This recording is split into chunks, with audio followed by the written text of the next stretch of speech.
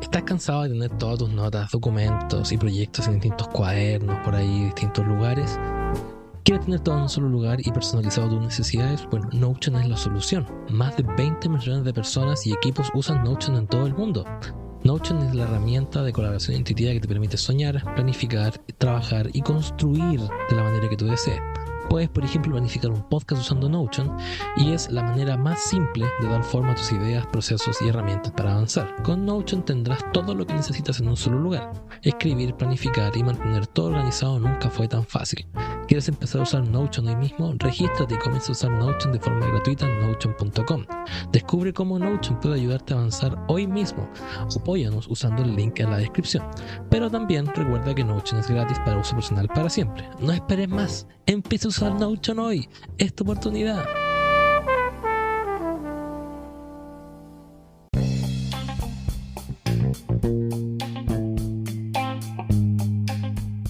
Bienvenidos a un nuevo capítulo de Inversionista Millennial. Mi nombre es César Núñez y me encuentro, como siempre, con mi amigo personal, Héctor Herrera. Señor, ¿cómo está? Bien, ¿y tú, César?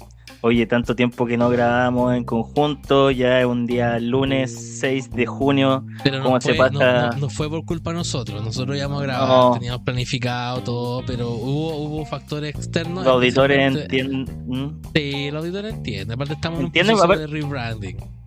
Todos se están dando cuenta, así que es importante. Hoy día tenemos un invitado súper especial. Sí, amigo personal de nosotros dos, Sí. que la semana pasada íbamos a conversar con él, pero no pudimos por temas de salud del invitado, así que no tenía ningún sentido que grabáramos si el invitado no estaba. Así que le doy el piso al señor David Olave, amigo personal de nosotros. David, preséntate y cuéntanos cuáles son tus inversiones. Inversiones. Hola, muy buenas noches a toda la audiencia. César, Héctor, muchas gracias por recibirme nuevamente en su programa. Partiendo por la primera pregunta, ¿quién soy yo? Bueno, soy David Olave. Ya he estado antes en un capítulo anterior cuando hablábamos acerca de inteligencia emocional, salud mental. Esta vez le agradezco nuevamente la invitación para hablar más del área de marketing, que es el área en que precisamente me desempeño hoy en día. Y en cuanto a mis inversiones, siempre han sido mi estrategia bastante simple, que ha sido invertir en el Standard & Poor's 500 de manera muy largoplacista. Es lo menos glamuroso que hay, pero es bastante efectivo en el largo plazo. Oye, David, y solo para saber, porque de repente uno dice ya largoplacista, pero ¿cuánto le ponemos al fondito todos los meses? Si es posible, y un consejo al menos que yo daría, siempre apuntar entre un 20 y un 30%. Cuando yo partí, no iba a partir un animal, yo invertía como el 50% del sueldo hasta que después me da cuenta que no vivía. Este sí que es un hombre que vive... Este es el hombre que vive bajo sus requerimientos básicos. Un espartano. Sí. Pero hace un par de años atrás los gastos eran otros, pues, David. Yo creo que eso era relevante por ese lado. Yo pago mi weá 36 cuotas todavía, po. Ticket restaurante y Sodexo. Mira, yo acá quiero puntualizar algo que quizás nosotros no le hemos tocado. David es de las pocas personas que tenía en su momento ganas de hacer el máster que con Héctor hicimos y no lo hizo. Salió y nos lleva un año de experiencia laboral adicional a la que tenemos nosotros. No sé, David, si en algún momento tú mirando para atrás te decís, pucha, debía haber hecho el máster o debía haber hecho un máster, no sé, en marketing o en otra cosa, o ahora que ya estáis como ex post, tú dices, ¿sabes qué? Ahí está el momento, lo he pensado, no sé cómo es tu situación, porque para nosotros fue como y yo de ahí voy a dar como cuál es mi opinión, pero no sé cuál es tu opinión respecto a esto. Bueno, es una muy buena pregunta. De hecho, bueno que me la hagas precisamente esa observación, porque cada vez que me juntaba de repente a conversar con ustedes, claro, me hablaban de que el máster aquí, que allá, el máster esto, otro y todo. La verdad, como digo, siento que es una decisión muy personal de cada uno. O sea, por supuesto que puede haber un efecto muy de cuando estás con tus padres, de más o menos uno va tomando caminos relativamente similares. En mi caso particular, les he comentado otras veces de que soy tengo dos cosas que me caracterizan. Una, que soy muy autodidacta. Me gusta, soy demasiado, eso sí, tengo una curiosidad intelectual demasiado alta. Me aburro con mucha facilidad cuando estudio lo mismo todo el rato. Entonces me gusta a mí explorar demasiadas áreas, de todo, así, no solamente dentro de lo que estudié, sino que en cualquier otra parte, y me gusta asociarlas unas con otras. Aunque parecieran ser inconexas, me gusta siempre buscar conexiones o lecciones que uno puede sacar de una parte, desde otro rincón, y ahí siento que la academia se me queda bastante corta en ese aspecto. Es bastante funcional si es que uno lo que busca es como catapultar su sueldo probablemente y verlo como una inversión en ese sentido, pero la verdad es que yo ya lo veía con otras métricas. Yo decía, mira, lo estoy buscando, siento que en mi caso igual ya los incrementos como salariales podrían ser casi marginales, en el sentido de que en cómo se traducen eso a mi bienestar. Yo creo que todos tenemos un numerito en la cabeza de alguna manera, que como nocional, del cual uno diga, ¿sabes qué? Con esto yo me voy a sentir más o menos bien. En ese ex ante tuvieras tomado la decisión, oye, ya lo hago, porque al final igual hoy día lo vemos y un aumento de plata, quizás todo eso, y uno en la universidad también nunca se da cuenta que es eso, ¿se entiende? O yo nunca me hubiera dado cuenta de que hubiera hecho esto, otra cosa, porque en verdad no sé cuál fue tu caso, pero lo diría para gente que está por tomar un camino diferente, ¿no? Claro, por eso es que digo que es muy personal, porque siento que son dos respuestas. O sea, una respuesta es la que puedo dar sobre cómo en mi caso le di ese sentido, qué sentido tuvo para mí, pero otra cosa tiene que ver con qué consejo yo le doy en realidad a la audiencia, y yo creo que serían como dos respuestas más o menos distintas. Me costaría trazar ahí una idea general. Yo creo que en realidad, primero que nada, uno tiene que estar seguro de que lo que estés estudiando es realmente lo que te gusta, en primer lugar, y eso parte por la carrera base de pregrado que uno esté sacando, si estamos hablando ahí de la educación que uno tenga, y ya cualquier otro ramo de especialidad que uno quiera tomar, ojalá que vaya de la mano con ir probando también. No necesariamente haber entrado a trabajar y posteriormente sacar un máster o algo por el estilo, sino que incluso nada te limita a, durante tu periodo universitario, igual ir explorando esas áreas por fuera, ir viendo, no necesariamente ejerciendo y ganando dinero, sino que también estudiando, viendo cómo va la industria, cómo se mueve. Hoy en día, con la llegada tan masiva del internet, de verdad que se te hace todo mucho más sencillo en ese sentido, para hacerte una idea de cómo se está moviendo y qué es lo que se hace, cuáles van a ser tus expectativas de lo que vas a estar haciendo. ¿Y lo has pensado tomar un máster ahora? Porque, a ver, es una discusión. Igual yo creo que hay que tomar, o sea, no sé, yo en su momento, cuando, no sé, a Héctor o a mí nos tocó en su momento decidir hacer el máster de continuación, que para el que no sepa, y acá el auditor, el máster de continuación es cuando a nosotros se nos dio la posibilidad de, después de terminar el pregrado o la carrera, hacer un máster al tiro, un máster de especialización. Para nosotros hacía mucho sentido, porque el máster en finanzas es un máster que en el fondo te entrega más conocimiento, como que te da más profundidad a ciertos tópicos. Pero la recomendación para los otros másteres, por ejemplo, máster en marketing, máster en gestión de personas, implicaba, o la recomendación era tener experiencia laboral. Ahora, es verdad, igual. Yo creo que todavía eso es así. Es que hay mucha diferencia entre un área y otra, precisamente por lo que dices. Hay áreas como finanzas y economía que son bastante más teóricas y academicistas. Tienen obviamente un costado práctico bastante importante, pero por supuesto que tú puedes ir edificándote bastante a través de la academia.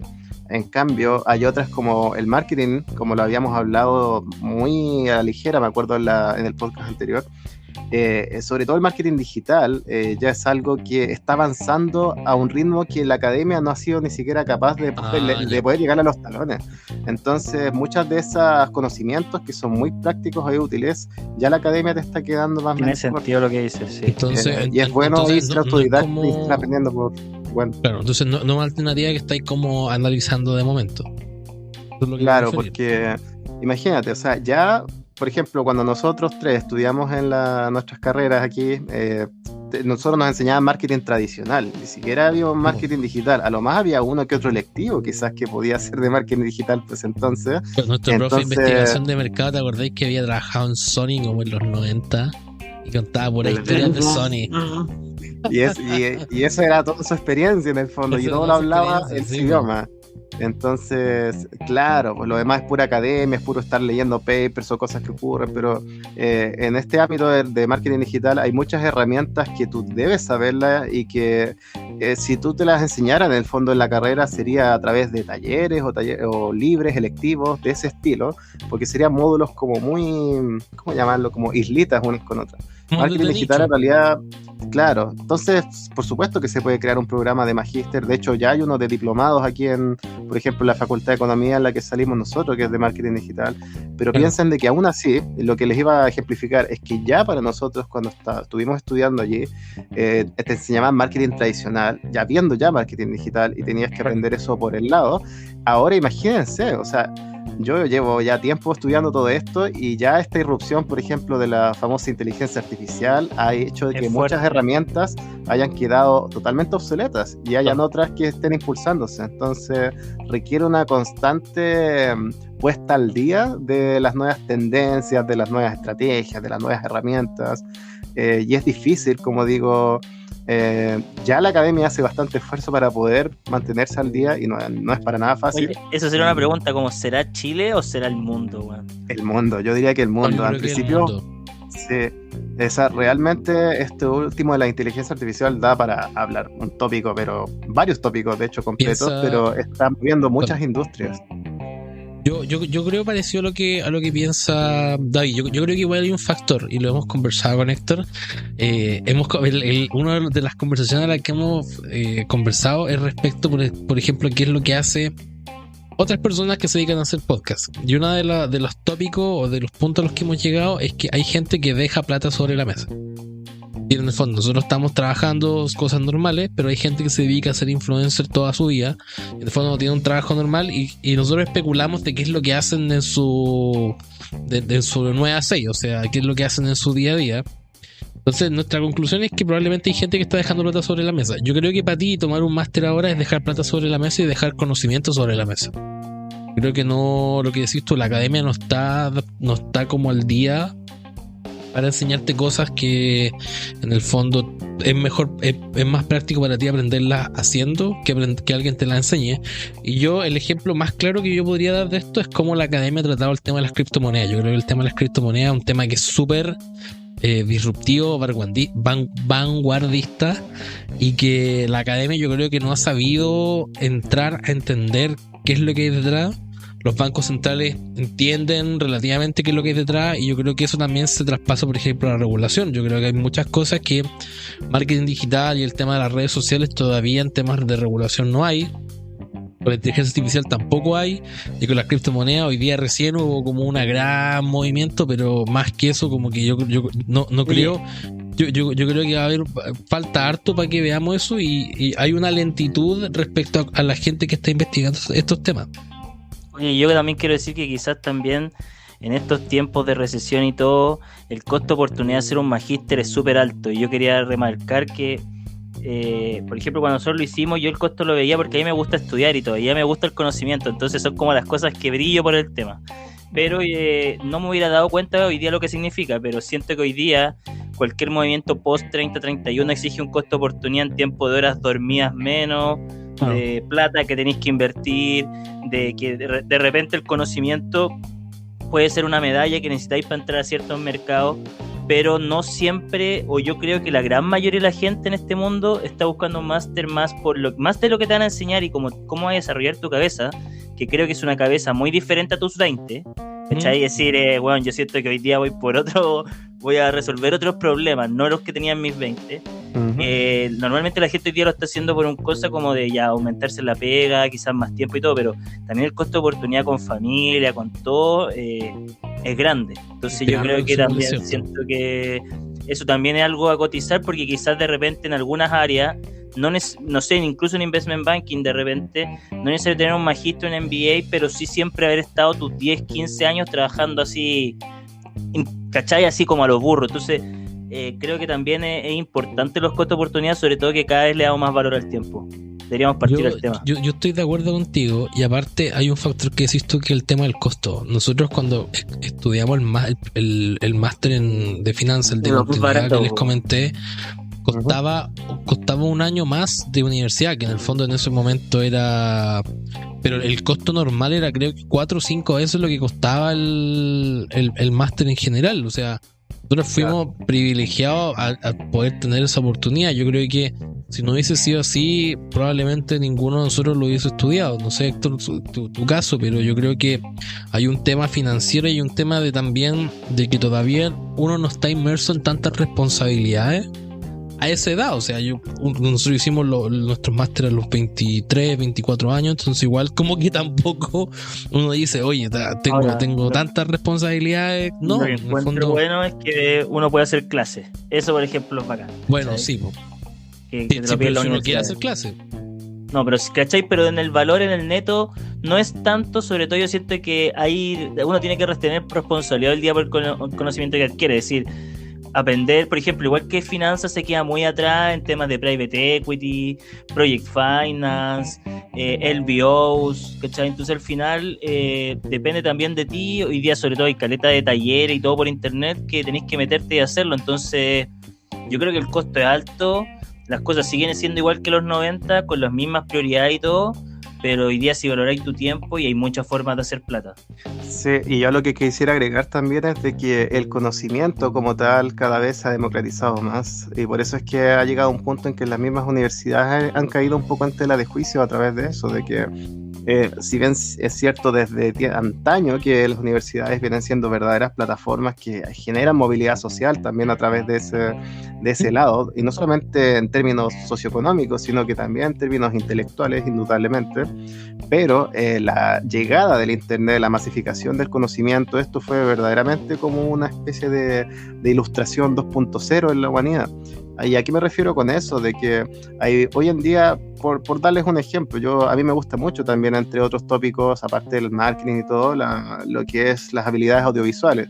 Y hoy en día tienes escuelas audiovisuales online que son pero majestuosas, sí, increíbles, que no tienen nada que envidiarle muchas veces a verdaderas carreras que se han creado. Y no es por desprestigiar las carreras, para nada, sino que a lo que voy es de cómo a raíz de lo que enseñan en el tipo de educación clásica fue dando las bases y unos buenos cimientos como para luego edificar a través de eso ante canales donde ahora puedes aprender de manera mucho más didáctica, más rápida o a tus propios tiempos.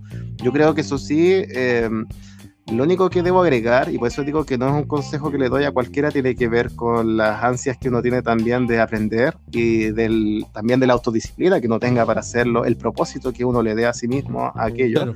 Y sobre todo, qué tan autodidacta seas tú. Hay mucha gente que de verdad necesita muchas veces tener que ir a un lugar, a que un profe te enseñe lo que tengas que hacer, a sentir ese sentido del deber, de ir en ciertos horarios, tener esa disciplina. No es fácil para cualquiera concebir un escenario o el otro, y yo encuentro que en cualquiera de los dos uno puede, como digo, llegar bastante lejos, afortunadamente. Antes estaba solamente limitado a las grandes escuelas, las más clásicas de todas. Amigo, tú ahí que nos escuchas, tú puedes. No digas que no, disciplina. Claro. Bien. Oye, pero volviendo al tema, yo comentaba que David tenía un año más de experiencia laboral que nosotros, y eso se traduce a que David está en una posición quizá un poquito más de liderazgo que la que tenemos Héctor y yo. O sea, yo todavía soy analista senior, Héctor también tiene analista un poco más senior, tiene alguien más abajo suyo, pero David tiene ya jefatura con nombre y apellido. Entonces, a David lo queríamos invitar más que nada porque nos hable cómo para hablar temas de liderazgo, hablar temas de marketing digital y empezar a ir viendo cómo la gente de nuestra edad está lidiando con problemáticas de gente que incluso nuestros papás en su momento tomaron. Entonces, si me pudieses contar, David, cómo ha sido tu experiencia siendo líder en un equipo, cómo entiendes tú el tema del liderazgo empresarial y cómo el hecho de que ahora sea todo digital, o sea, tuvimos el tema de COVID, trabajar desde la casa, ahora que todo sea en cloud, que todo sea por Zoom, que todo sea por Teams, cómo eso ha ido cambiando y cómo ves tú que esto va a ir un poquito más adelante. A ver, Eso se puede abordar desde varios ángulos, la verdad, porque tal y como dices tú, hemos pasado por tiempos bastante disruptivos y al mismo tiempo bastante frenéticos. Ha evolucionado lo que es la tecnología o los cambios sociales, lo mismo el tema de la pandemia que aceleró tanto este tema del trabajo remoto y todos los efectos colaterales que eso puede conllevar, todos los pros, todos los contras. Han habido muchos efectos que se han ido dando y ese debate ha sido interminable, el tema de qué vendría siendo mejor, lo híbrido o lo full remoto, lo full presencial. A veces depende de la industria, otras veces depende de la cultura que se tenga, otras veces depende de cada trabajador como tal. Todas esas cosas, la verdad que son preguntas que van teniendo una cadena de más preguntas todavía sin responder, pero es bastante interesante lo que viene siendo cualquier tipo de puesto de liderazgo que tú lleves, independiente de cuál sea. O sea, ya sea si tienes a una persona a cargo, tienes a 2, tienes a 5, o manejas un equipo de 50 o muchas más personas, en sea cual sea los niveles, yo encuentro que es bastante interesante el desafío que eso conlleva. Porque no solamente el hecho de lidiar ya con personas, ya creo que lo hemos hablado en el capítulo anterior que me invitaron, tú sabes de que tienes que analizar a cada persona como un mundo distinto, analizar, mover lo que vienen siendo las motivaciones, el tacto también, la empatía, la inteligencia emocional que tengas con el resto de tu equipo, pero por otro lado también liderar no solamente mover gente, sino que es mover todo tipo de recursos también, poder llegar a un objetivo en particular y hacerlo de la forma más eficaz y eficiente posible. Y eso va muchas veces de la mano de un avance tecnológico que de verdad es demasiado frenético, en donde uno mismo tiene que estar en constante desarrollo, en constante aprendizaje y también soportar muchas veces altos grados de presión o de frustración, claro, debido a que muchas veces te puede tomar meses aprender una habilidad nueva cuando ya está quedando obsoleta. En el minuto en que tú ya la estás dominando, ya está quedando totalmente obsoleta y después viene la siguiente. Y por eso yo creo que una clave muy buena tiene que ver con ese cliché de que de verdad estés haciendo algo que te gusta, porque si lo ves con un sentido puramente utilitarista de, oye, esto lo tengo solo como máquina de hacer dinero, esta carrera que yo estoy siguiendo, es bastante complicado mantener un grado de motivación e incluso de sanidad mental, diría yo, como la plata en sí no es realizativa, no te realiza como persona tener más plata. Por sí sola no. Es un bucle, ¿cachai? No te da más. Te da buenos medios como para sí materializarlos en cosas que tú sientas de manera muy relativa y muy personal tuya que quieras como realizarte, pero no es más que un medio para ello. O sea, si no tienes claro esos propósitos internos, yo creo que ahí es donde deberíamos partir todos, ojalá, sí. Y lamentablemente es el último rincón en donde se explora. Oye, y ¿sabes lo que me llama la atención? Es que, por ejemplo, que eso ha sido como el último liderazgo como que se ha llevado como en este tiempo, sino como apoyar más a la persona, porque investigando para este programa me di cuenta que existieron como métodos de liderazgo en la agricultura, así como un señor feudal alimentaba todo, entonces era todo con el señor, discriminaciones, toda la cosa. Después vino toda la revolución industrial, entonces se metieron en energía, la tecnología y todo el tema, entonces al final se democratizó el dinero y todo, y también, ¿te acordáis? En ese tiempo los viejos eran como mucho más como un barco, así como existía el capitán, después existían 3 abajo y todo súper jerárquico, y hoy día lo que te exige el mundo es algo como más digital, en definitiva estructura horizontal, full diversidad de pensamiento, unir gente, pensar que eso es colaborativo, entonces igual. Otra cosa que me di cuenta es que hay una generación Z abajo que es súper importante, Z o X, no sé, que es la que está abajo de nosotros, Z, que le importa mucho que uno tenga como contacto con ellos, relaciones. Entonces también siento que hoy día las motivaciones fuera del trabajo también, que tú sintáis preocupación, que incluso el teletrabajo, te preocupes más de ello, toma que tú, y acá como que lo que estuve pensando era que toma que tú asumas responsabilidad también por esa persona, no solo en el nivel de dinero y que eres su jefe, sino como emocional, porque al final jugáis con sus motivaciones diarias y como él ve la vida, que eso es como también lo que trataba de verlo, y siento que en el futuro, si antes se necesitaba muchos jefes, quizá hoy día va a necesitar jefes que quieran conversar, y como que va a ser realmente una habilidad como que se preocupen de la gente, más allá que la miren en un papel.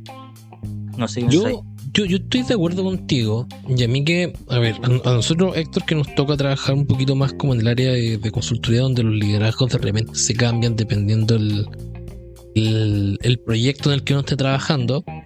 Yo el otro día hice en un almuerzo, pregunté cuáles son las habilidades que tiene que tener un líder de proyecto que sea efectivo. Una de las cosas que más salía y que más me llamó la atención es más que nada el tema de la claridad para transmitir como la urgencia de lo que se necesita hacer, los plazos correctos y al mismo tiempo el objetivo o las tareas que hay que generar.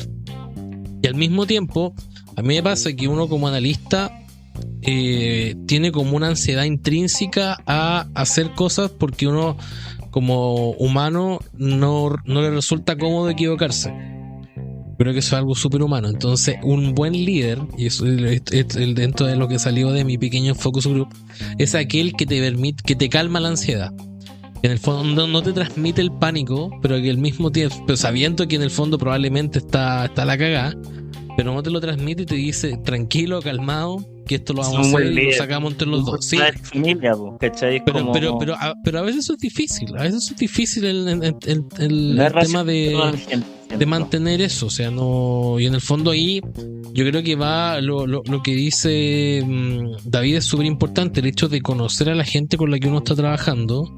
Existe después una cierta confianza implícita de decir yo sé que él va a llegar al resultado final, yo sé porque lo conozco, porque él ha hecho tal A, B, C, D, o en el pasado ha hecho un montón de proyectos en los que ha llegado al resultado final. Entonces yo creo que hay una ansiedad que el líder tiene que manejar, y esa ansiedad a veces o te la transmiten o te la acrecientan, o a veces se calma un poco. Yo creo que el líder que es capaz de calmarte la ansiedad, el mejor tipo de líder, independiente que de repente puede que le fallen ciertas cosas en temas de manejo, pero yo creo que un líder que te calme y que después sea efectivo para poder llegar al resultado, yo creo que es interesante.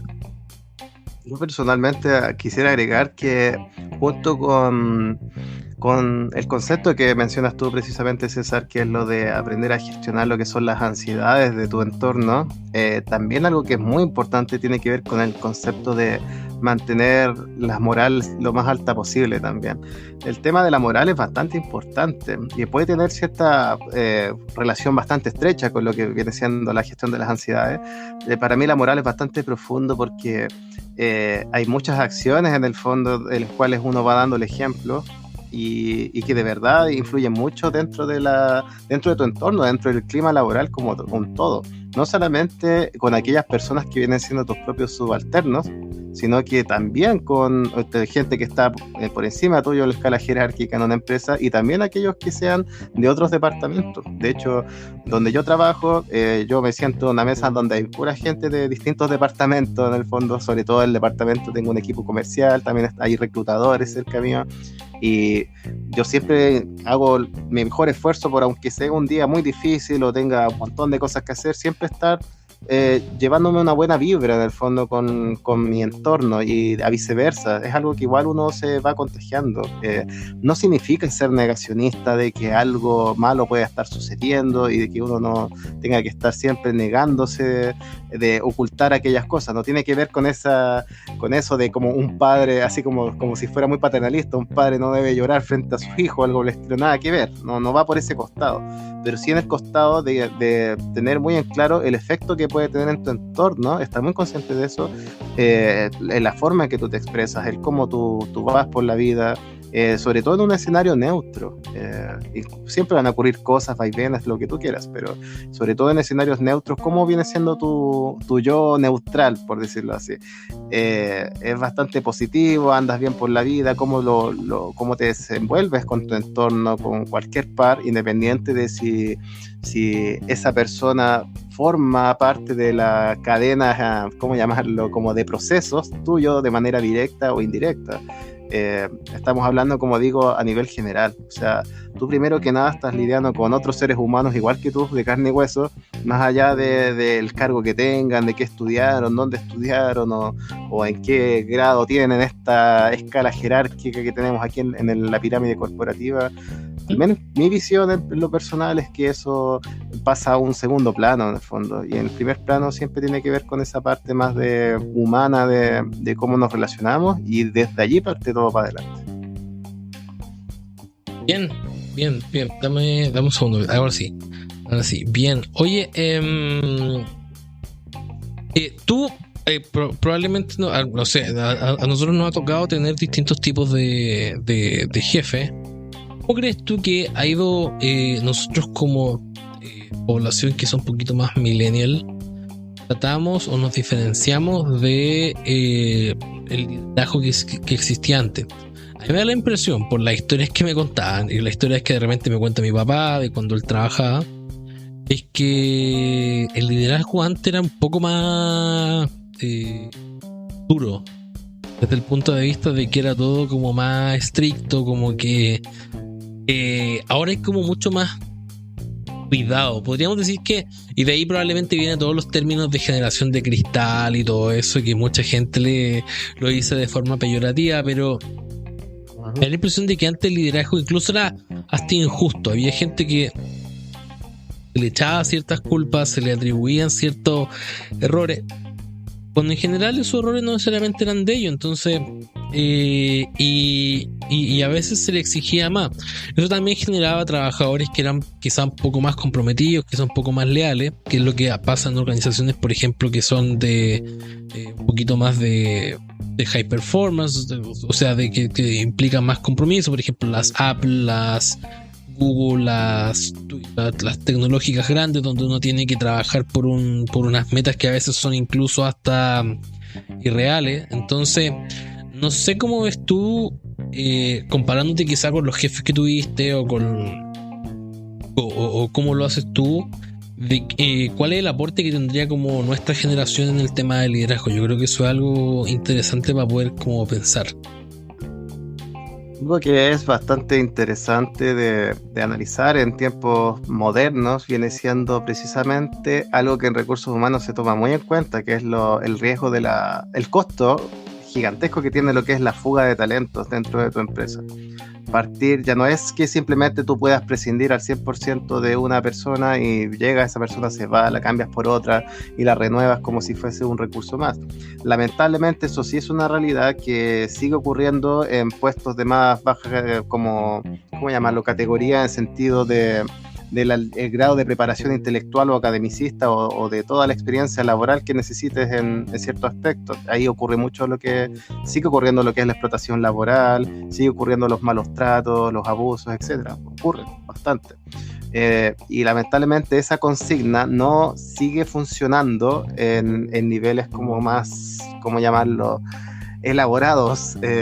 Por eso es que te toca mucho eso mismo, en perfiles senior o en cargos como bastante claves, de alta categoría, en donde es bastante complicado lo que es tener a una persona que ya no está necesariamente allí por necesidad, en esa empresa en particular. Se te podría ir a la competencia en un chasquido de dedos. Entonces tienes que preocuparte más de lo que antes se preocupaba alguien como jefe o como líder, de decir qué es lo que esta persona la retiene aquí, qué es lo que esa persona busca aquí en este lugar, qué es lo que realmente la hace sentir a gusto acá. En algunos casos puede ser una relación puramente transaccional, o sea, es tan simple como, bueno, es proporcional al sueldo que me pagan versus lo que me pagan en la competencia, pero no en todos los casos puede ser así. Y ya, como digo, en ciertos grados ya de escala de ingresos llega a haber un punto en que tu aumento de bienestar es bastante menor, es como que es decreciente en ese sentido. Es marginal ese aumento que tú sientes en bienestar, y ya vienen siendo otros los elementos que tú puedes valorar más. Hoy en día, por ejemplo, la flexibilidad laboral, estar más tiempo con tu familia, o el trato con tus pares, que antiguamente se daba por sentado, eso es lo que te tocó nomás, los compañeros que tengas. Hoy en día muchas de esas políticas o de esos tratos te pueden valer más que otras cosas. Hay otras personas que le pueden influir hasta los beneficios que tenga una empresa, independiente al margen de cuánto tú estés ganando, que otros beneficios extralaborales puede llegar a tener. Entonces, igual yo opino que todo esto depende también del tipo de compañía donde tú estés. Por ejemplo, yo digo, finanza se mueve como por gente antigua todavía, pero que ya ha ido cambiando, que son como del mundo antiguo, así como hay que trabajar así fuerte y colegio de hombres, los puteamos a todos y bacán. Y siento que también de repente los trabajos donde te pagan mucho está como implícito que te pueden hacer mierda. Y eso que quizás no debería ser así. También siento que todo ese tipo de cosas, sobre todo corporativas, deberían ir a entender más a la gente y como que, bueno, yo igual soy anti-compliance y todo ese tipo de cosas, pero sí siento que hubo un momento dentro de como en los tiempos antiguos, como los industriales, donde claro, es decir, igual que como mucho más antiguo, donde había como una explotación del trabajador. Pero siento que hoy día, claro, igual como tú lo decías, hay que ser horizontales, transversales, tratar de entender lo que ellos quieren. Aparte de eso, siempre tratar de entender que él tiene una vida al lado. Es decir, como que no lo único que hace es trabajar y que no sé, yo creo que al final hoy día, antes la gente se pensaba que se iba a quedar 10, 15 años y nosotros con Cueva sabemos lo que vamos a hacer en 3 meses más. Entonces, antes había también otro problema con la realización y no sé, hasta las casas valían 30 años y nadie se asustaba, ¿cachai?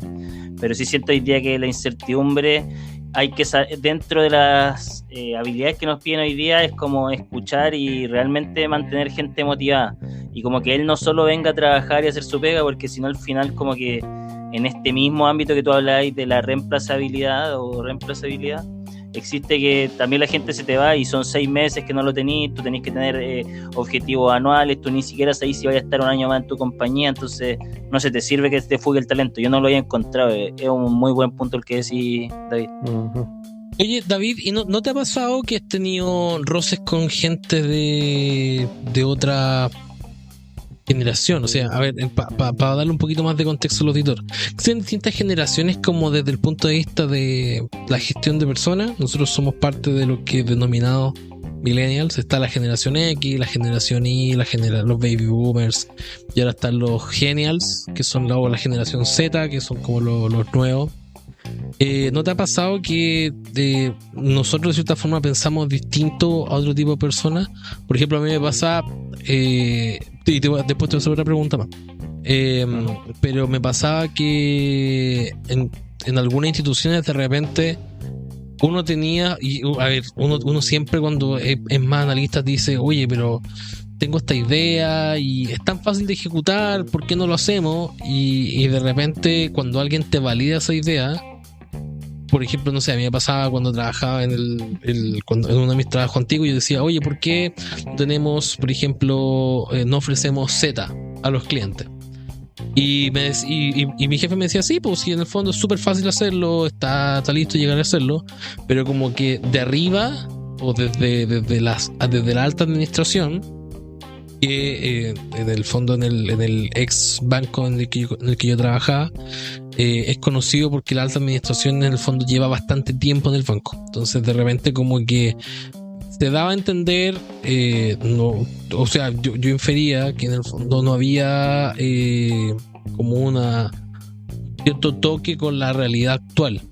¿A qué me refiero? Que de repente uno dice, oye, mira, esta super idea, fácil de implementar, está acorde a los tiempos, pero en el fondo probablemente no era una prioridad para ellos porque ellos en el fondo llevaban años viendo el mismo tipo de negocio y probablemente ahora dicen, ¿sabes qué? Esa no es mi prioridad y nunca lo va a hacer porque en el fondo es algo que para mí no es relevante, pero para otro tipo de mercado probablemente sí lo es. Entonces no sé cómo tú lidias como con esos tipos de visiones que de repente sí o sí van a chocar en algún momento. O sea, no por eso en el fondo hay gente que esté incorrecta, pero hay gente que en el fondo probablemente está, volviendo al tema, dejando plata sobre la mesa porque no son capaces de ver como o mirar fuera de la caja, que es como, o pensar fuera de la caja.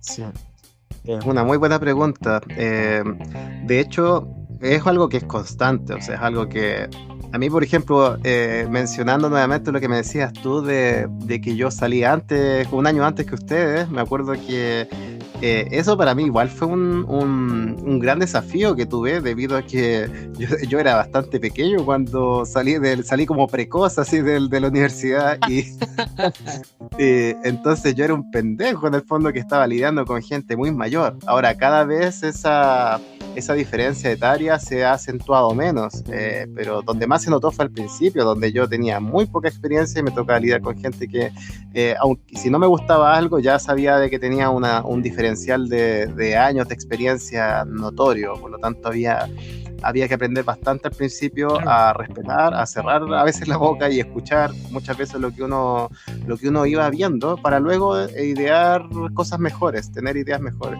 Yo al menos a eso lo aprendí y fue una muy buena lección que tuve al principio, eso de, primero que nada, no porque tengamos a veces formas distintas, nosotros, esta generación con la anterior, significa necesariamente como que tengamos que entrar en pedanterías o en alturas morales de decir, no, es que uno está como a mejor altura porque lo veo algo que los otros no están viendo y aquí y allá. No, sino que hay que aprender a ser justos también. Hay muchos puntos que a veces uno por inexperiencia puede que no los capte, pero también hay otros puntos que uno los puede captar precisamente porque viene más renovado, viene con otras nuevas ideas que ahora sí están funcionando y que en el pasado no existían por un montón de razones. Una de ellas tiene que ver con el avance tecnológico. Hay que recordar de que, en primer lugar, aquello que nos pasa a nosotros ahora no es muy distinto a lo que les pasó a la generación de nuestros padres, a la generación de nuestros abuelos y así sucesivamente para atrás. Siempre han habido choques generacionales, eso es algo que va a seguir ocurriendo, incluso nos va a pasar a nosotros, no solamente con la generación Z, sino que 2 generaciones para adelante lo mismo y así para adelante, a la medida que van transcurriendo las décadas. Ahora, ¿cuál es la gran diferencia que está sucediendo ahora? Es que el avance tecnológico, que es lo que tocamos al principio de este podcast, es pero brutal en comparación en esta generación que nos toca a nosotros, desde, imagínense, los años 90 para adelante. Pasamos del computador de escritorio al computador personal, luego a la internet móvil, o sea, lo que es la computación móvil, los celulares, los smartphones, las tablets, y ahora estamos pasando ya a lo que es la realidad virtual, la realidad aumentada. Entonces nos ha tocado lidiar con un montón de herramientas tecnológicas bastante buenas que precisamente podrían traducirse en una mejoría en los procesos. Inteligencia artificial, me faltó mencionar también, que esa sí que está pegando fuerte hoy en día. Entonces a lo que voy es de que van a haber muchas herramientas que uno, por ser más joven, muchas veces es más como, ¿cómo llamarlo?, como aventurero en ir explorando esas distintas iniciativas. Uno van haciendo también de la mano de esa tecnología. Claro. Es más entusiasta en ese aspecto, pero siempre te va a tocar lidiar con esa resistencia al cambio, a veces solamente porque es un miedo a lo desconocido. Y yo creo que eso es una condición bastante humana, independiente de la generación que sea. Puede que nosotros, en la medida que vayamos envejeciendo, también nos vayamos haciendo más aversos al cambio, no tan entusiastas como ahora, pero lo importante es la data. Yo encuentro que eso es un buen consejo y un buen argumento en el fondo que uno puede ocupar para entrar a llegar a ciertos consensos con personas de otras generaciones. Ocupar la data a tu favor, ir mostrando respaldando los argumentos que tú des con las ideas que tienes, que no sea todo en el aire. Y si es que hay algo que necesita ser probado, crees una especie de prototipo, un plan piloto que tenga los límites bastante marcados, que tú digas, mira, este plan piloto, si pasa tal cosa o tal cosa, le damos para adelante, pero si pasan estas y estas cosas, lo echamos abajo y lo echas a andar ese piloto y le das un tiempo. Cuando uno habla en esos términos, donde vas acotando el riesgo, pero también donde tú vas presentando los beneficios y los transparentas, yo encuentro que es la mejor manera de lidiar de manera multigeneracional con distintos equipos que pueden beneficiarse muy mutuamente, como digo, porque tenemos beneficios por ambos lados. O sea, seamos de la generación que seamos, todas tienen, como digo, bastantes fortalezas y eso es bueno también destacarlo. Oye, y por ejemplo, a mí, no sé, yo acá hablo de mi experiencia. Ya me pasaba cuando, y probablemente a ti te pasa también, quizás no tanto, pero hay veces cuando uno entra a un trabajo, claro, uno viene fresquito, salió de la universidad, viene con el pechito inflado, y lo que decís tú, que hay que entrar y a veces agachar el moño, pero al mismo tiempo de repente hay cosas que llevan haciéndose 10 años de la misma forma Y uno tiene que entrar y decir, pucha, ¿por qué si se ha hecho siempre así, estamos asumiendo que está bien hecho? Yo creo que eso también es algo que en el fondo uno tiene que entrar como a... Y ahí viene como todo el tema de tener pensamiento crítico, cuando nosotros nos meten en la universidad y todo eso. Que es difícil a veces entrar a esas discusiones. O sea, uno entra con gente que es bastante más senior que tú, en términos de tiempo y en términos también de posición. Entonces hay veces que uno, uno dice, agacha el moño. Y a mí me pasó que en uno de mis trabajos anteriores llegué al punto en el que no había, como que no estaba motivado para poder seguir trabajando. Entonces, porque en el fondo no habían proyectos, como que era seguir como con la rutina, seguir lo que estábamos haciendo y hacer el día a día porque había que hacerlo. Entonces yo creo que eso también en temas de liderazgo, y cuando quizás a Héctor o a nosotros nos toque entrar ahí, yo creo que una de las cosas importantes es mantener motivada a la gente que está abajo. Yo creo que de repente dar algún desafío adicional nunca está mal. Yo siempre llevo todo esto como a temas futbolísticos, que es como lo más fácil de explicar. Y cuando un equipo como que no tiene ambición, no tiene ganas de jugar, hay dos tipos de jugador. El jugador que se revela ante eso y dice, ¿sabes qué? Yo quiero clasificar a la Copa Libertadores, o quiero ganar un campeonato, o quiero hacer algo. Y está el tipo de jugador que te dice que está contento con lo que está haciendo, hace lo mejor que puede con lo que tiene, pero al mismo tiempo como que se queda como un poquito estancado en lo que hay. Entonces yo creo que ahí una de las cosas que nosotros tenemos la ventaja es que podemos de cierta forma entender que hay distintos tipos de visiones, y aparte a la altura en que nosotros estamos hay millones y millones de libros asociados a liderazgo, teorías de liderazgo. Entonces quizá para nosotros es un poquito más, no quiero decir simple, pero es un poquito más fácil poder entrar con todo lo que es como nuevas tendencias y cosas por el estilo. Y yo creo también, por último, para cerrar, que también ser líder, weón, de repente es mucho más fácil que leerse un libro, y es tratar de ser empático, tratar de pensar que no querís cosas, que te hagan cosas que no te hagan cosas que tú no quieres que te hagan. Y bueno, yo creo que siempre igual es malo lo que digo yo, pero y te lo digo a mi analista, pero digo al final, oye, ¿quién se va a salvar si pasa algo malo? ¿Yo o tú? ¿Cachai? Yo me voy a salvar. Entonces todos tenemos que ir haciendo lo mejor, aportando, ser gente madura, saber que estamos trabajando, y que al final, si tú transmitís tranquilidad, uno siempre también debería recibir tranquilidad. Y son cosas como, si tú llegas con la maña de tu casa, puta, no te descargues con nadie. Si es que tú no te podías hacer algo, pucha, pídeselo a alguien y trata de que salga todo mejor, planifícate. Y solo eso te hace ser un buen líder, como cumplir lo que tenéis que hacer, como no hay que estar en nada, si al final hay que saber lo que tenéis que hacer, saber cómo tenéis que entregarlo y que la gente viva feliz, porque, puta, no todos comemos y todo, pero también tenemos diferentes sueños. Lo que agregaría sería solamente que al final busquen como que la otra persona siempre sienta que está en el mejor lugar, o que está realizándose dentro de alguna de sus áreas, porque no para todos trabajar es como la primera prioridad, quizás en este minuto para mí tampoco. Entonces y quizás más para las generaciones nuevas, como que si tú tenés plata y más o menos manejás y eres cuidadoso y todo, veo muy difícil que te puedan traspasar ese peligro si es que siempre tenemos que estar en pleno empleo. Eso. ¿Hay algún tip que le quieras dar a la gente de nuestra edad, millennials, que están incursionando en sus primeras liderazgos? Primero que nada, estudien mucho, ojalá que les guste eso, que les guste aprender, ojalá nunca dejen de hacerlo, no solamente en estas áreas, sino que en cualquier otra. Es algo que de verdad les va a elevar muchísimo en muchísimos campos, más de los que puedan imaginar.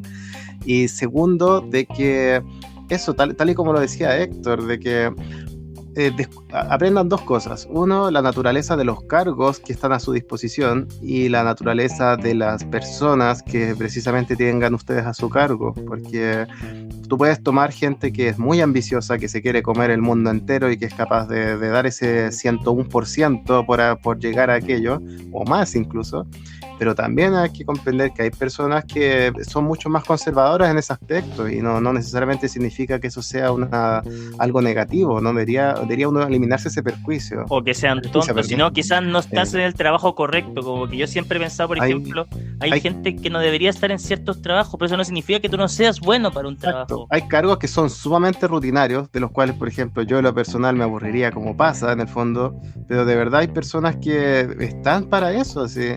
Y de la misma forma en que hay cargos que, como digo, son sobre todo aquellos que requieren harta innovación, creatividad o hacer hartos probetas, proyectos y todo, de los cuales de verdad pueden ser un cúmulo de estrés o de ansiedades, pero elevado por 1000, claro. Pero de los cuales, como digo, para cada cosa hay una personalidad distinta y uno tiene que saber identificar, por eso digo, la naturaleza de los cargos que uno tiene a su disposición versus la naturaleza de las personas que uno tiene para poder hacer una correcta alocación de esos recursos y que cada uno pueda tener un match junto con las actividades que esté realizando día a día. Si es que ese match no se realiza, uno tiene que ir encontrando cómo poder gestionar esos desequilibrios en el fondo. Tal y como no alcancé a ver si lo dijo César o esto, pero hay veces en que esa persona simplemente no estaba hecha para este cargo o para esta empresa o incluso para esta industria. Pueden ser muchas veces esa la simple respuesta y que no significa por eso que debiera decir, oye, pero es que entonces no sirvo ni para ningún lado, ni aquí ni acá, para nada, simplemente busca oportunidades, rebaraja en otro sector, en otra parte, intenta conocerte a ti mismo. O sea, el autoconocimiento realmente te va a servir para poder también empatizar con otros, para poder conocer. En una de esas pasaron por las mismas dudas que pasó uno también. Hay muchas personas, sobre todo en la edad, uno tiene que considerar esos contextos de qué es lo que busca uno también a lo largo de las edades. Cuando uno va recién saliendo de la universidad, uno es lo menos conservador que es cuando uno es más aventurero, se pone a estudiar de más, a deshora, está acostumbrado a dormir poco y uno es inmortal básicamente. Podía estudiar aquí, te dan ganas de ir afuera a estudiar o que no sé qué. Después ya cuando vas creciendo, ya vas formando familia, te vas casando, ya son otras tus prioridades en el fondo, tu tiempo son más limitados, tu energía también, son otros tus objetivos, ya tú buscas quizás a una cierta edad, ya tirando para los 40, a cosechar lo que tú ya sembraste en tus años más jóvenes en el fondo. Entonces uno también tiene que entender eso, en la edad en la que se encuentra esa persona, la personalidad propia que tiene, el background, como lo que estudiaron también, por qué lo estudiaron, por qué están trabajando en esto que están haciendo ahora, vienen aquí de pasada en el fondo y están explorando, conociendo todavía, o ya se encuentran consolidados y simplemente buscan mantener esa consolidación, que buscan fuera del trabajo. Eso es muy importante, no debería muchas veces ignorarse, qué es lo que buscan también por fuera, porque es todo un juego como de completitud, y esta es una pieza muy importante. Obviamente en el trabajo estamos pasando la mayor parte de nuestras vidas, la estamos precisamente llevando aquí, pero no toda, no al 100%. Hay una buena parte que la pasamos también en casa y eso es tanto o más importante. Oye, pasemos a un tema que yo sé que, a ver, era el tema que inicialmente te íbamos a traer el tema del marketing digital. El marketing digital, a mí me pasa con el marketing digital es que todos hablan, oye, soy experto en marketing digital, pero como que no tengo muy claro qué es lo que es el marketing digital. O sea, te podría decir que probablemente es como lo que decía Héctor antes de que empezáramos, que es como este arte de poder aumentar la probabilidad de que una persona compre algo, pienso yo, o algún servicio o contrate algo. ¿Nos podías explicar qué es lo que es el marketing digital y por qué ha ido aumentando como todo el espectro del marketing digital, seguido también con el tema de las redes sociales, el uso de la big data, de toda la información que hay? ¿Nos podías como introducir con este tema para el no iniciado? Sí, por supuesto. El marketing digital, si le podemos buscar una definición, ojalá lo más amplia posible, diría yo que es el conjunto de actividades y estrategias que en su conjunto cumplen con el objetivo de promocionar, posicionar tu marca o tus productos o servicios hacia un público objetivo en particular o varios. En el fondo es todo ese conjunto de actividades y para ello existen distintos canales, existen distintas estrategias, existe de todo, de verdad, de todo con respecto a eso. Hay distintas especialidades que uno puede tomar al respecto de eso. Es un mundo que requiere también de hecho, lo que más me gusta a mí de esto es que es bastante interdisciplinario. Hoy en día conlleva bastantes más disciplinas que incluso en el pasado con el marketing tradicional. Ciertas herramientas que uno debe dominar en cuanto a lo que es diseño, ciertas herramientas que tienen que ver con programación, con análisis de datos, también con redacción, que es una parte muy importante. Con audiovisual también. Hay un montón de disciplinas en el fondo que se ven aquí mezcladas, matemática también. Por lo tanto, viene siendo todos los esfuerzos que tú vayas a hacer para poder promocionar algo. Puede ser una idea también, no necesariamente un servicio, un producto, no solamente va en el plano corporativo, puede ser para una fundación, puede ser, como digo, para una causa, puede ser se puede ocupar en política también, puede ser en bastantes aspectos, no necesariamente negativos. ¿Cómo? Mientras no sea ningún fraude o alguna actividad ilícita, yo creo que no debería haber problema. Lamentablemente eso sigue siendo marketing, lamentablemente, solamente que ahí es donde habría que diferenciar lo que son las buenas prácticas y lo que es el marketing ético, porque claro, yo encuentro que es bueno hacer ese alcance que acabas de decir, precisamente porque para mucha gente, por desconocimiento, asocian que el marketing como algo malo, y como puede ser con justa razón, porque en el fondo, como digo, la mayoría de la gente que dice ser experta en marketing vienen siendo muchos gurús en el fondo, que yo encuentro que hablan puras baraterías en el fondo, y que hablan mucho y dicen poco. No puedo hablar por el 100% de ellos, por supuesto, pero se da mucho esa parte. Por otro lado también existe estrategias de marketing bastante agresivas y que rozan, como digo, con la ética o con la misma moral, o no solamente a nivel de marketing, sino que a nivel de qué es lo que tú estás promocionando. O sea, tú, si estás literalmente vendiendo veneno en todo su sentido, pues tanto en lo literal como en lo como metafórico, en el fondo, claro, uno podría decir, oye, pero la culpa no es del marketing, ok, pero sí, también hay un tema ético de a qué...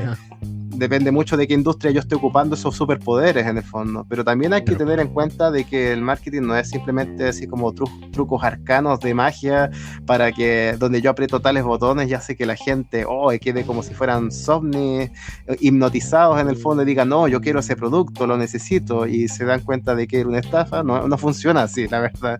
No es tan así como que uno supiera qué botones apretar y que el ser humano fuera tan manipulable. Por el estilo, porque también existe a veces esa forma un poco conspirativa de pensar alrededor del marketing, que yo encuentro que es importante desmitificar, pero también hay que reconocer eso que digo de que se da muchas personas también que ejercen malas prácticas en esta área y que por supuesto que desvirtúan a todo el resto. Perfecto. Oye, yo con respecto a eso sí quería hablar de que para mí el marketing, como lo dijo César, yo no me había dado cuenta que el marketing lo que en verdad es como convertir la gente, todos tus esfuerzos de marketing, convertirlo en gente que captes. En definitiva es conseguir ventas. Eso es lo que es. Y de repente uno dice, ya, posicionamiento, precio y todo. Puta, todo lo que rodea en verdad es el contexto del compadre que te compra. Pero claro, de repente yo siento que es como caer en el gourmet, caer en esas cosas, depende de qué es lo que nos busque, y volvemos al tema de la necesidad propiamente tal. Y que hoy día existan canales digitales como, no sé, redes sociales, YouTube, no sé, todo lo que tenga que ver con lo social, eso igual nos exige estar pendiente del cliente en todas sus áreas, pero al mismo tiempo nos ayuda a que todo pueda ser más personalizado. Hoy día también, después vamos a hablar de la inteligencia artificial, cumple un gran rol en identificar el tema de los correos. Al final yo creo que si es que entre más métodos tengamos para conectar con el cliente, más formas, como lo que conversamos también antes, que lo pongo sobre la mesa, el tema de las herramientas de marketing, por ejemplo, como son los Customer Relationship Management, que relación con el cliente, que en definitiva te ayudan a tener las conexiones, cuántas veces estáis conectando con él, qué es lo que tú necesitas. Y al mismo tiempo esa habilidad gerencial dentro del marketing la tenés que dar con tu equipo de venta, Mi papá, que él dice que en general todo debería partir del marketing y quizás no de las finanzas, porque claro, desde las finanzas las miradas son números, pero dentro desde el marketing tú necesitas ahí, son estrategias también, son ventas, son formas de ver el tema. Entonces me quedo con eso, así como que marketing es mucho más allá de simplemente publicidad, sino también una forma de comercializar y es parte de tu estrategia 100%. Claro, tú puedes tener un muy buen producto o un muy buen servicio que lo estés diseñando, que te haya tomado bastante esfuerzo, bastante tiempo, bastante energía, bastantes recursos materiales, recursos financieros, de todo. Y ese producto o servicio que tú lograste llevar a cabo puede que realmente tenga una cabida en el mercado, o sea, puede que realmente satisfaga una necesidad que es bastante válida en tu entorno.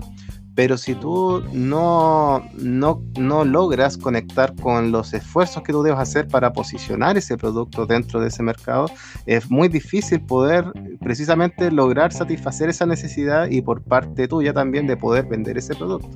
Es como lo que le llaman en finanzas, en inversiones, los market makers, cuando tú tienes básicamente activos financieros que es difícil encontrarles mercados, pero tú sabes de que tienes que unir las puntas, en el fondo, la punta vendedora con la punta compradora. Acá diríamos que pasa algo parecido en el fondo. Hay productos que quizás uno está más acostumbrado a ver de que poco más que se venden solos, pero realmente no es así. En el fondo son estrategias de marketing que son bastante efectivas, en donde han sabido llegar y han sabido posicionarte en los lugares adecuados. Tú puedes crear un producto que sea hasta muy parecido que el de la competencia, pero ambos van por carriles distintos y uno tiene que saber qué es lo que tú estás diferenciándote. Quizás en ti están percibiendo en tu marca respecto a la otra mayor calidad o mayor conveniencia o lo que sea, y tú tienes que estar consciente de eso y potenciar precisamente aquello dentro de los canales que consideres adecuados. Bien. Oye, a ver, hablé un poquito de cómo ha ido cambiando el tema del marketing digital y cómo las redes sociales son un papel importante en tema de marketing digital. En general, uno entiende que las redes sociales son ahora como la vía de conexión entre distintas partes del mundo. Los papás que lo usan Facebook para poder conectarse con sus compañeros de colegio antiguo. Pero existe un mundo en temas de publicidad dentro de las redes sociales. Y siento que las redes sociales como que vinieron un poquito a revolucionar el tema del uso del marketing, la exposición. Y al final la lucha...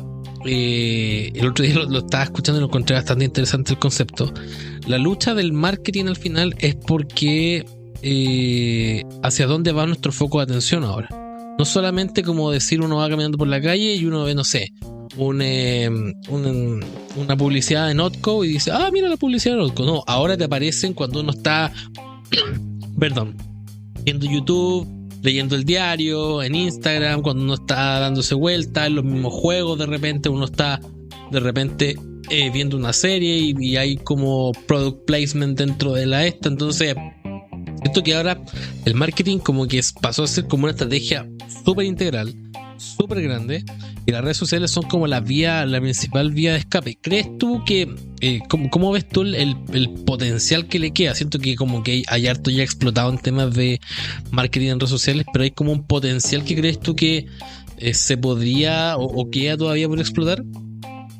Yo diría que sí, porque en primer lugar hay como tanto potencial, pero también hay ciertos ajustes que se deben realizar, y lo que me parece bueno es de que siento que se está avanzando en ambos frentes.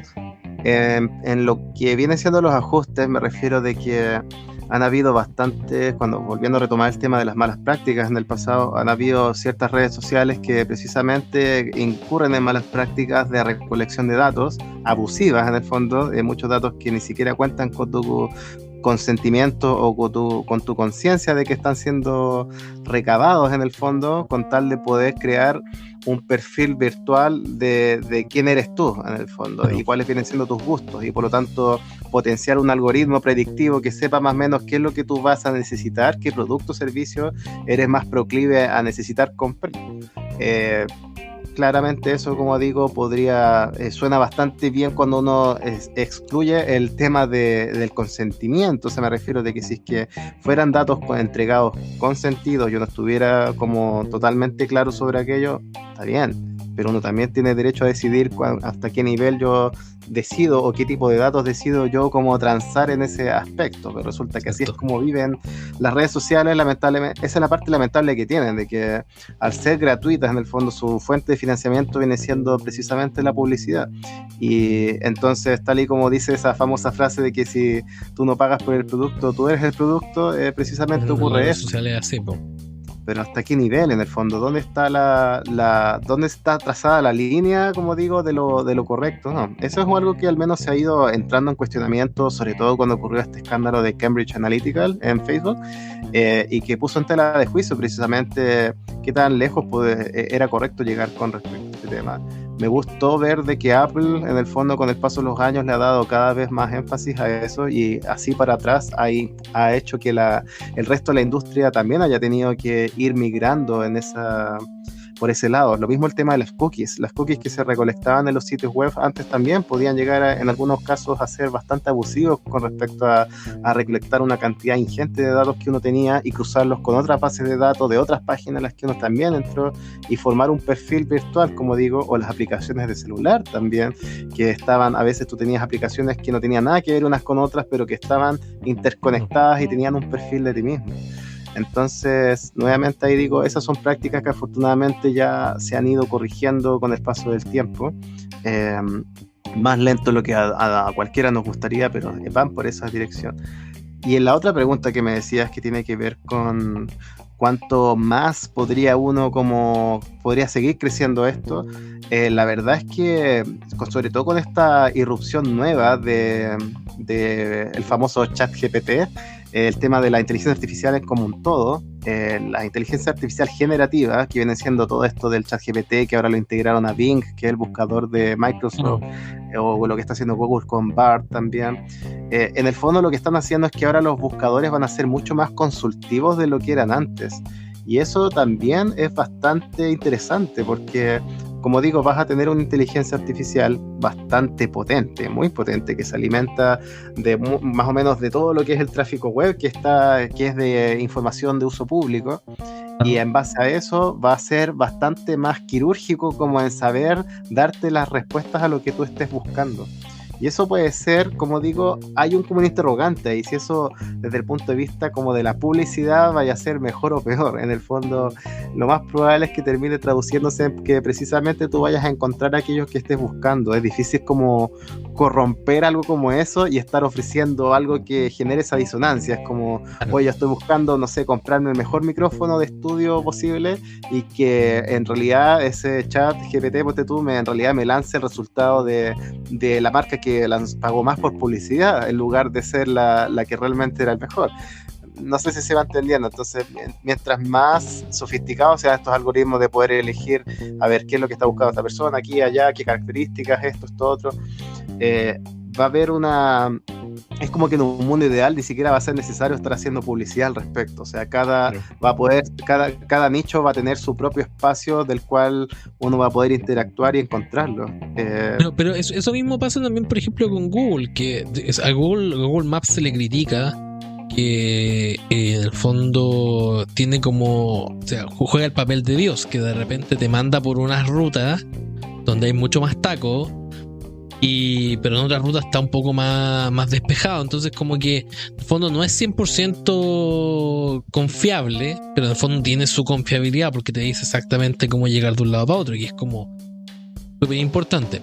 Pero dentro de lo que comentabas tú del tema de la inteligencia artificial, hay hartas cosas que hay que tomar en consideración, porque ahora parece que la inteligencia artificial es como que todos la están usando, y también me da la impresión de que todos en el fondo llegaron como a un nivel de decir, mira, así es como se hace el marketing digital, tienes que seguir receta A, B, C, D, E. Entonces como que y te voy a juntar dos preguntas a la vez. En el fondo, si yo tengo, por ejemplo, el auditor que nos escucha, tiene un negocio, tiene un proyecto o está buscando trabajo, ¿qué consejos deberían ellos usar para su marketing personal o qué prácticas para crear como algo un poquito más atractivo para sus negocios, sus proyectos, para venderse en estas redes sociales, ya sea LinkedIn, en Twitter, en Instagram, en lo que se te ocurra, para como resaltar en función del resto, porque al final si todos resaltamos, en el fondo nadie resalta, en el fondo nadie es especial, entonces como que tiene como ese factor un poquito más raro. ¿Cómo lo ves tú eso? Y para temas más prácticos, ¿qué le podemos dejar un poquito al auditor como mensaje? Claro, eso mismo, dijiste algo que es bastante correcto, que es eso de que si todos resaltan igual, en realidad nadie resalta, y termina pasando eso. Cada vez que hay disrupciones tecnológicas ocurre eso.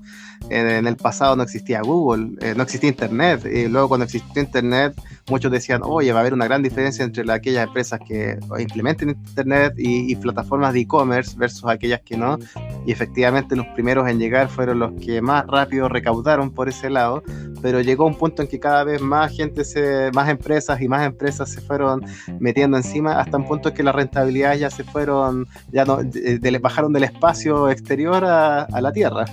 Y luego de eso salieron Google con estas, como digo, Google AdWords, o lo que son las redes sociales también, después Facebook, Twitter, etc. Y lo mismo, fueron estrategias bastante rentables, pero a la medida que más se democratizaban, después se volvían más competitivas las subastas, por lo tanto ya tu retorno era cada vez más acotado. Podía incluso después ya no ser rentable para ti ocupar estas herramientas.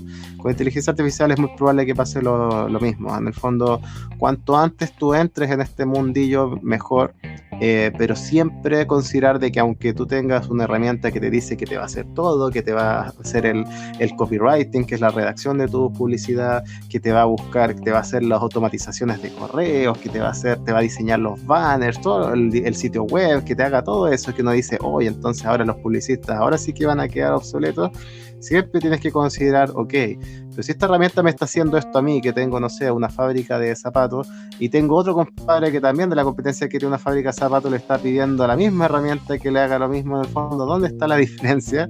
Y ahí es donde es clave precisamente conocer muy bien, como digo, conoce a tu audiencia, conoce a tu producto, conoce a tu industria, conoce al menos esos tres, o conoce, ojalá ten muy de cerca a todos los stakeholders que tengas dentro de tu empresa misma, porque es bastante útil que lo sepas. Hay canales que son más efectivos que otros, son más rentables, y a algunos canales tú debes ponerles bastante atención.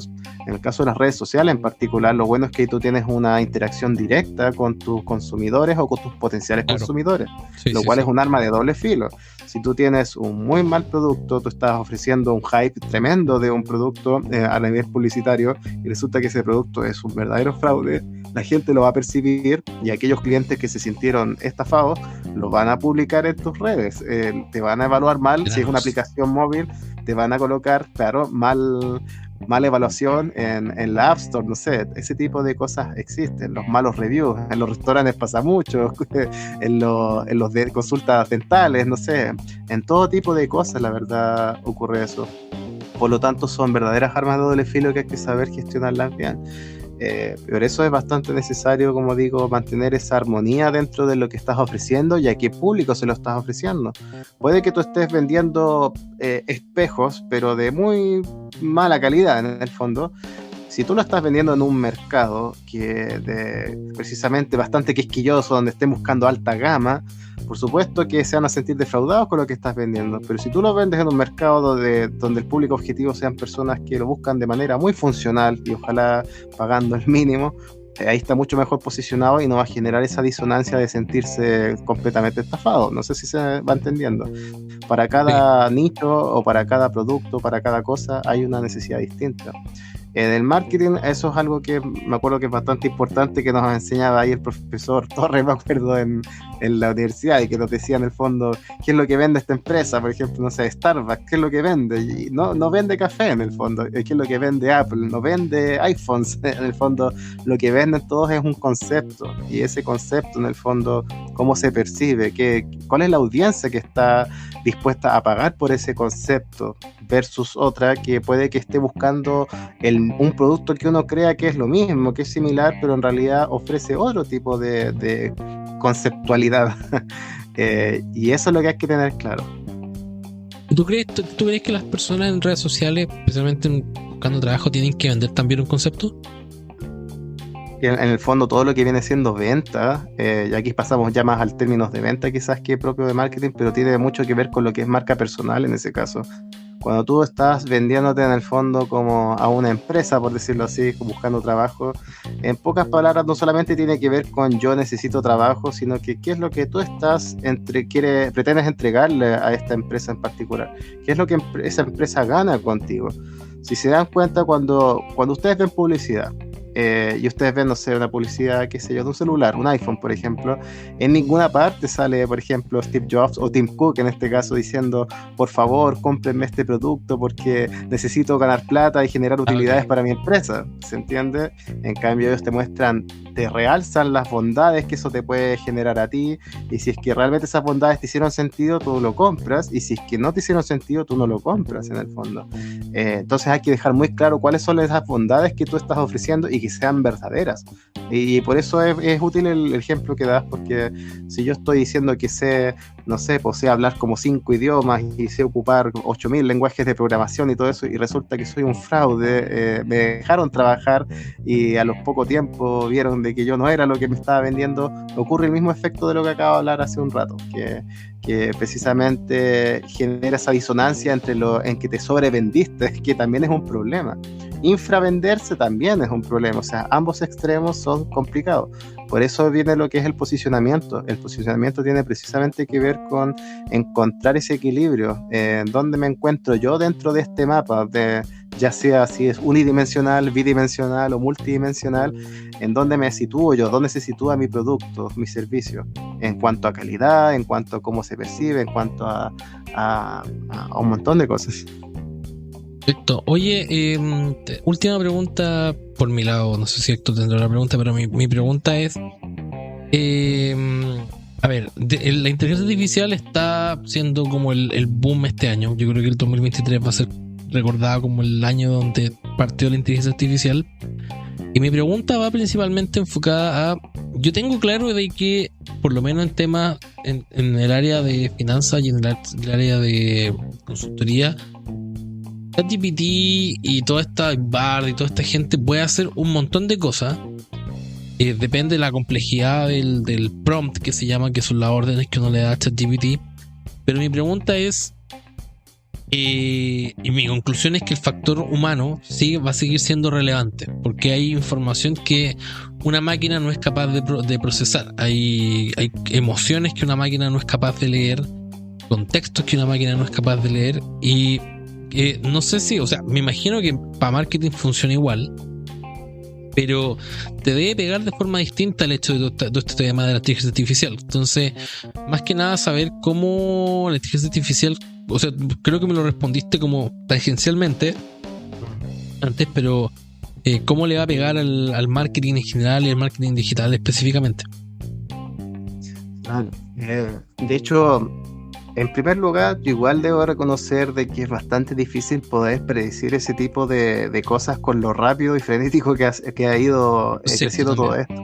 Es bastante difícil porque de la misma forma en que ya me tocó ver en el pasado esta revolución que hubo de digitalización del marketing, había muchas cosas de que yo me imaginé que iban a ocurrir y que terminaron ocurriendo otras, y cosas que yo leí también que podían ser susceptibles a que ocurrieran y que no ocurrieron, o al revés, cosas que de verdad uno no se esperaba, que ni siquiera te imaginabas que ocurrieran y ocurrieron.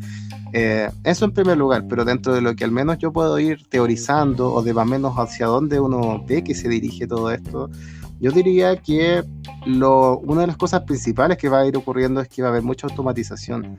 Van a haber varios elementos, varias cosas que van a requerir de cada vez menos recursos materiales, humanos y económicos para poder realizarlo. Eso ya ha estado ocurriendo. De hecho, tú ahora te puede servir un equipo bastante reducido de marketing en una empresa para ya estar logrando un impacto razonable, si es que ese equipo, por más pequeño que sea, por lo menos tiene el suficiente nivel de conocimiento, de know-how, de qué herramientas ocupar para poder desempeñarse en esas tareas. Por ejemplo, en tareas de redacción, como digo, en tareas de diseño, en diseño no solamente web por un lado, pero también en diseño de banners publicitarios, etcétera. En cuanto a palabras claves de las cuales posicionarte dentro de la industria en los buscadores o en las redes sociales, generar contenido también, lo que es atención al cliente, los chats de ayuda, de postventa. Todo eso ya va a estar cada vez siendo más automatizado que nunca y a un precio cada vez más accesible. Ya no va a ser de algo de lo cual unos pocos nomás van a acceder. Por lo tanto, cada vez vas a necesitar, como digo, menos dinero. Por lo tanto, va a ser más posible que empresas más pequeñas incluso puedan subirse a este tren sin tener que contar con un tremendo equipo o tener que encargarse de una agencia de marketing tremenda.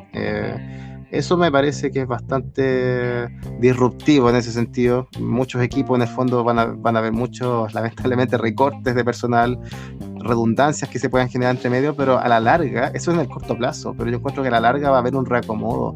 Es lo mismo que ocurrió cuando en el pasado salió Microsoft Excel y se creía de que los contadores iban a dejar de existir en el fondo. Y si te das cuenta, sí, todavía existen, los analistas financieros también existen, solamente que te das cuenta que los trabajos que hacen probablemente sean muy distintos a los que se hacía antes. Cuando salió AutoCAD también creían que la gente, los planilleros, los dibujantes y todo iban a quedar obsoletos y resulta que simplemente se fue transformando y ahora ocupas una nueva herramienta digital que por supuesto que te ahorra tiempo y recursos, pero que aún así ahora tú puedes simplemente crear obras más sofisticadas, etc. Va a haber ese tipo de cambio de rumbo, encuentro yo. No creo que va a ser una industria que se vaya a morir, ni mucho menos, no solamente esta, sino que varias otras, pero sí van a haber varios reacomodos en lo que es los puestos y los cargos. Van a haber, eso sí, algún par de estrategias de marketing que van a quedar completamente obsoletas y van a haber otras que van a resurgir y que no teníamos ni idea hoy en día de que iban a existir y van a estar saliendo entre medio. Perfecto, yo quedo muy claro. Héctor, ¿alguna pregunta adicional para nuestro invitado? No, David, muchas gracias por tu conocimiento. Ha sido una bonita conversación. Sí, cuando quieras, muy buena la conversación. Oye, David, ¿algún mensaje que le quieras dejar al auditor? Bueno, ya les había dado ciertos consejos, como digo, de que estudien harto, ojalá que les guste, les apasione lo que estén haciendo, independiente de lo que sea de marketing, de finanzas, de cualquier otra cosa. Aprecien el arte también, sirve muchísimo para lo que es la creatividad, también para desconectar la cabeza. No hay nada más bonito que el arte. De verdad se los digo, el deporte también, a nivel de salud física, salud mental. Nunca dejen de lado esos elementos que tanto nos sirven para mantenernos equilibrados. Y en cuanto a sus profesiones, nunca subestimen lo que es la data. La data en el fondo es verdadero poder. La data es lo que realmente les va a servir para poder priorizar ciertas decisiones sobre otras, incluso a nivel doméstico. Siempre les va a servir para poder generar una mejor optimización de recursos escasos que uno pueda tener. Eso se ve también en finanzas personales, se ve también a nivel, como digo, de marketing, en un montón de campos se puede ver, en sociología, en microbiología, en historia, en lo que se les ocurra. Ustedes pueden ocupar matemáticas, no le tengan miedo a las matemáticas, de verdad. No necesitan saber poco más que ecuaciones diferenciales y en 8000 dimensiones ni nada por el estilo. Basta al principio con al menos con no tenerle miedo a las aritméticas básicas, con saber sumar, restar, multiplicar, dividir, sacar porcentajes y ya con eso de verdad que tienen bastante para poder ir avanzando. Sean optimizadores ojalá de su tiempo. El tiempo es el recurso más escaso que van a tener por lejos, más allá incluso que el propio dinero.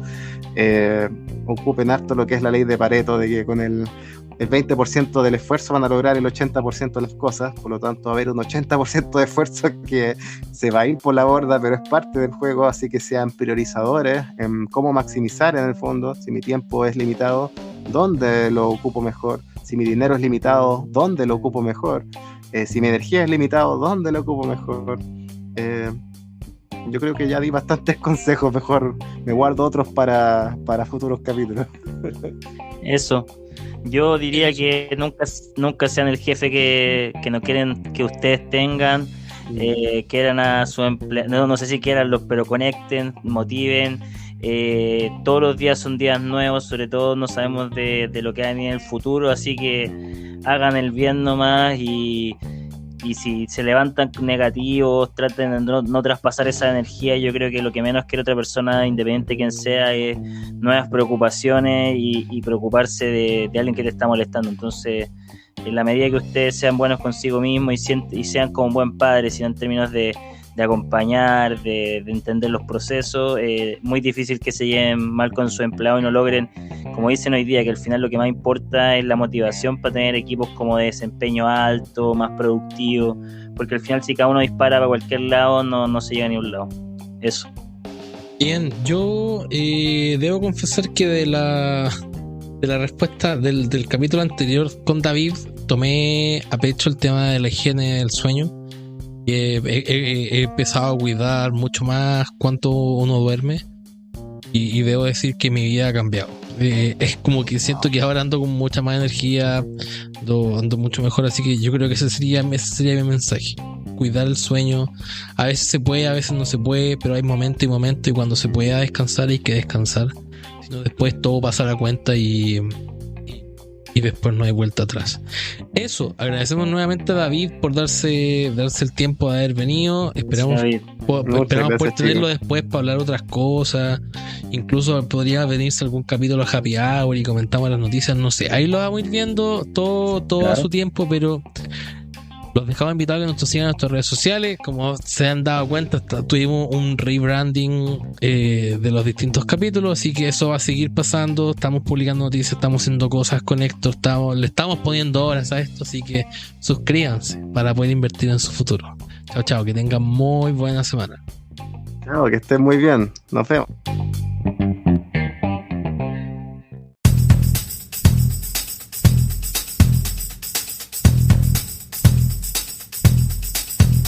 Las opiniones realizadas en este programa no deben ser interpretadas como recomendaciones o asesorías financieras. Estas solamente tienen propósitos educativos. Si quieres estar al tanto de nuevos capítulos, síguenos en Instagram como @inversionistamillennial. ¿Quieres enviarnos alguna consulta? ¿Te gustaría estar invitado a algún capítulo y hablar respecto a ciertos temas? Escríbenos al mail inversionistamillennial@gmail.com y búscanos como Inversionista Millennial en tu plataforma de podcast favorita y suscríbete para más contenido asociado al mercado e inversiones.